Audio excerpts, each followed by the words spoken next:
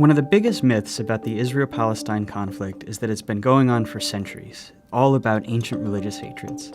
In fact, while religion is involved, conflict's mostly about two groups of people who claim the same land, and it really only goes back about a century to the early 1900s. Around then, the region along the eastern Mediterranean we now call Israel-Palestine, been under Ottoman rule for centuries, was religiously diverse, including mostly Muslims and Christians, also a small number of Jews who lived generally in peace.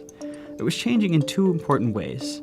First, more people in the region were developing a sense of being not just ethnic Arabs, but Palestinians, a distinct national identity. At the same time, not so far away in Europe, more Jews were joining a movement called Zionism, which said that Judaism was not just a religion, but a nationality, one that deserved a nation of its own. And after centuries of persecution, many believed a Jewish state was their only way of safety and saw their historic homeland in the Middle East as their best hope for establishing it. In the first decades of the 20th century, tens of thousands of European Jews moved there. After World War I, the Ottoman Empire collapsed, and British and French empires carved up the Middle East, the British taking control of a region it called the British Mandate for Palestine.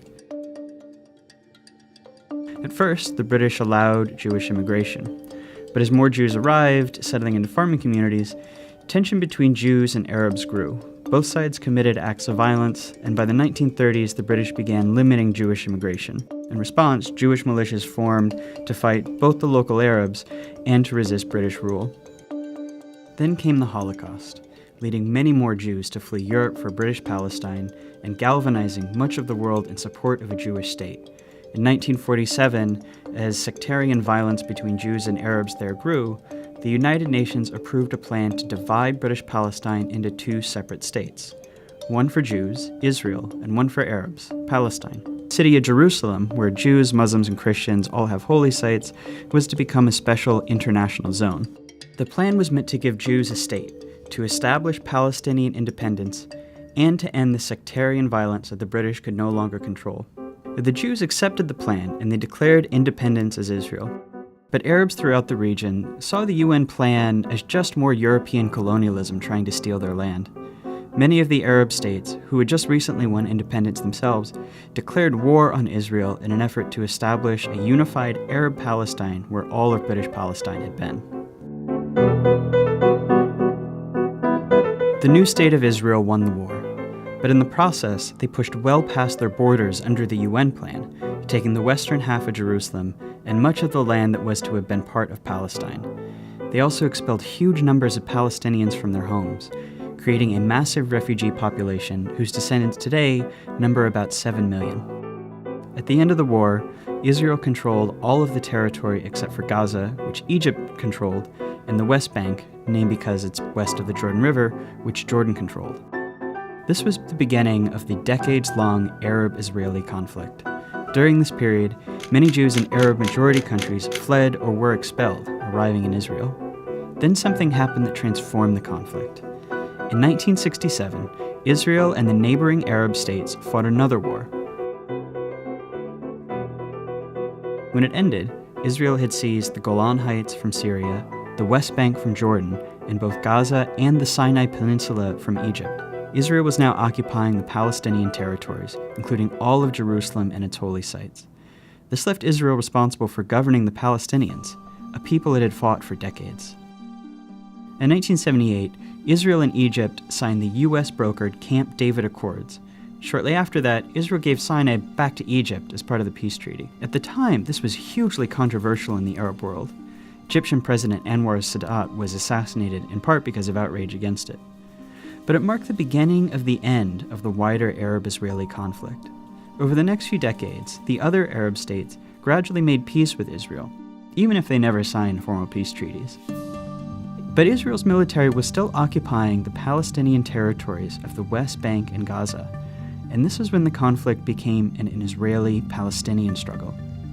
The Palestinian Liberation Organization, which had formed in the 1960s to seek a Palestinian state, fought against Israel, including through acts of terrorism. Initially, the PLO claimed all of what had been British Palestine, meaning it wanted to end the state of Israel entirely. Fighting between Israel and the PLO went on for years. even including a 1982 Israeli invasion of Lebanon to kick the group out of Beirut. The stillness of the ceasefire in southern Lebanon was shattered today by the sound of guns, bombs, and planes. The PLO later said it would accept dividing the land between Israel and Palestine, but the conflict continued. As all of this was happening, something dramatic was changing in the Israel-occupied Palestinian territories. Israelis were moving in. These people are called settlers, and they made their homes in the West Bank and Gaza, whether Palestinians wanted them or not. Some moved for religious reasons, some because they want to claim the land for Israel, some just because housing is cheap, and often subsidized by the Israeli government. Some settlements are cities with thousands of people, others are small communities deep into the West Bank. If you've always felt a deep yearning for Jerusalem, now is a once-in-a-lifetime opportunity, not only to stand within its gates, but also to build the home of your dreams there. Settlers are followed by soldiers to guard them, and the growing settlements force Palestinians off of their land and divide communities.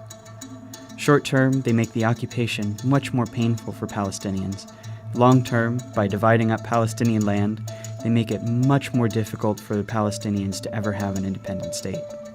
Today, there are several 100,000 settlers in occupied territory, even though the international community considers them illegal.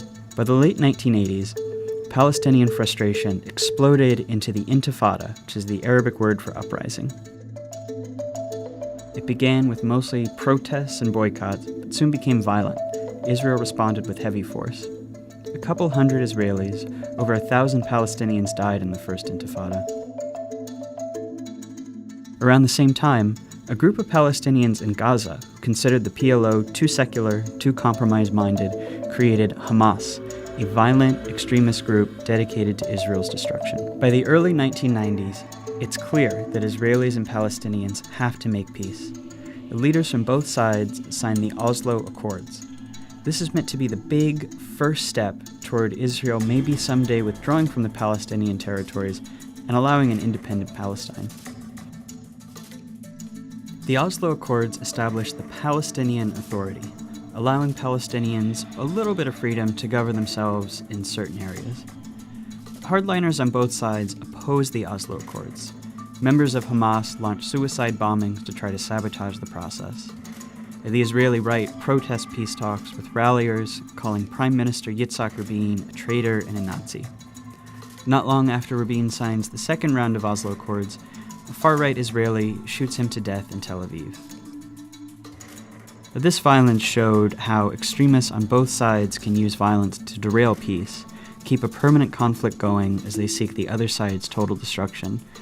That's a dynamic that's been around ever since. Negotiations meant to hammer out the final details on peace drag on for years, and a big Camp David summit in 2000 comes up empty.